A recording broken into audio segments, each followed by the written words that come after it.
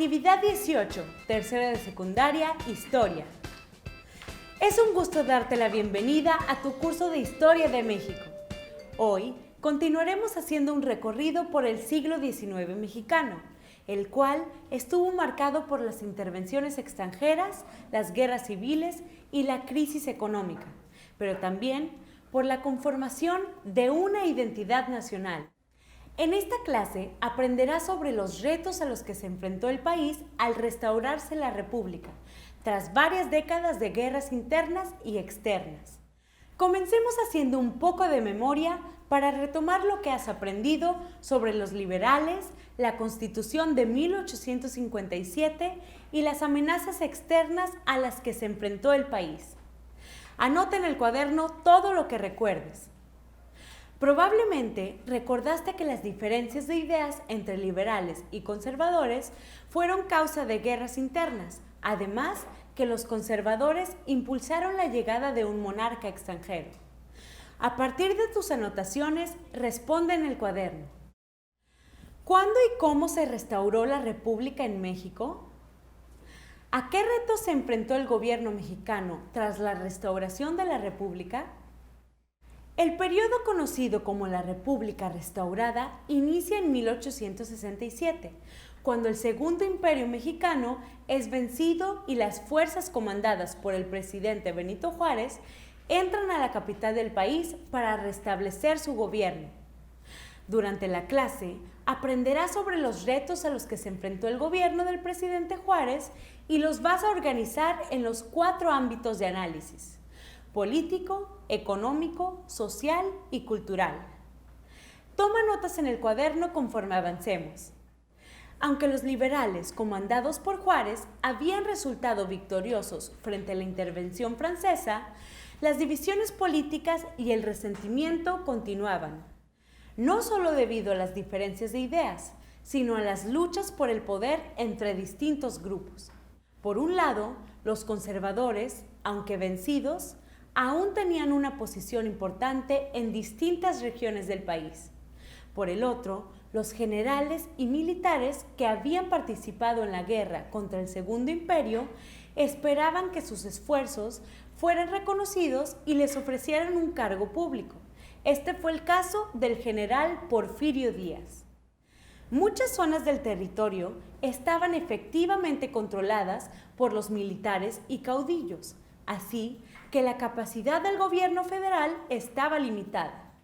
Los gobernadores militares de los estados decidían y a veces ignoraban las órdenes que recibían de la capital.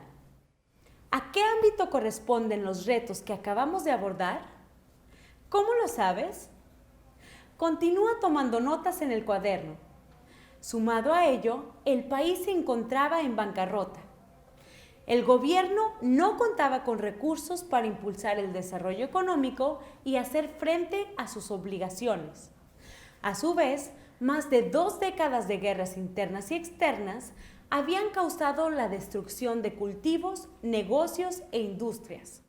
De manera paulatina, la economía se fue recuperando, pero no al ritmo que se requería para mantener la estabilidad política.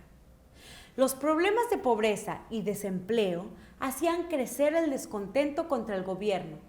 De ahí que muchos estuvieran dispuestos a unirse a los movimientos que querían evitar que Benito Juárez continuara en el poder. La muerte de Juárez el 18 de julio de 1872 y la subida al poder de Sebastián Lerdo de Tejada dificultó aún más la situación. Militares y caudillos se alistaron para tomar el poder, aunque por el momento el gobierno logró controlarlos. ¿Qué ámbitos de análisis hemos abordado hasta el momento? ¿Cuáles aún no has logrado identificar? Continuemos. La vida en las ciudades, en las haciendas, los ranchos y los pueblos, poco a poco retomaron su ritmo. Volvieron a abrirse los teatros. Las personas salían a pasear por las tardes y los periódicos publicaban las noticias más importantes cada día. Sin embargo, la pobreza y las desigualdades económicas continuaban siendo una realidad visible en las calles, donde los finos carruajes de la élite contrastaban con los miles de desempleados y personas pidiendo limosna.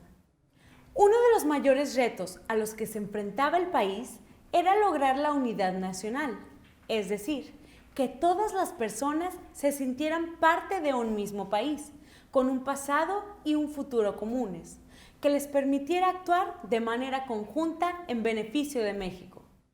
Para superar este reto, una de las apuestas del gobierno fue fortalecer el sistema educativo mexicano, con la creación de la Escuela Nacional Preparatoria, la Academia de Ciencias y Literatura y la Biblioteca Nacional de México.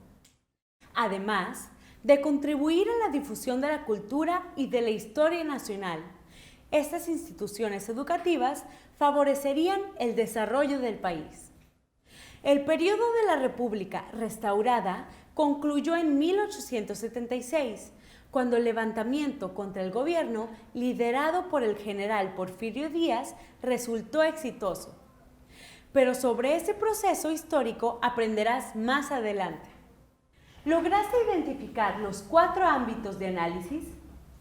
¿Qué hechos y procesos históricos están relacionados con cada uno? Ha llegado el momento de que apliques lo aprendido y organices por ámbitos los retos a los que se enfrentó México durante la República restaurada. Para ello, traza en el cuaderno un esquema similar al que observas en este momento y complétalo. A partir de lo que aprendiste sobre los retos a los que se enfrentó el país durante la República restaurada, revisa tus respuestas a las preguntas que se plantearon al principio de la clase. Después, reflexiona. ¿Cuáles fueron tus principales aprendizajes sobre el periodo de la República restaurada? ¿Qué más te gustaría saber al respecto y cómo puedes hacerlo? ¿Qué aspectos tomaste en cuenta para organizar la información en ámbitos de análisis? Muchas gracias por habernos acompañado en esta clase de Historia de México y por el trabajo realizado.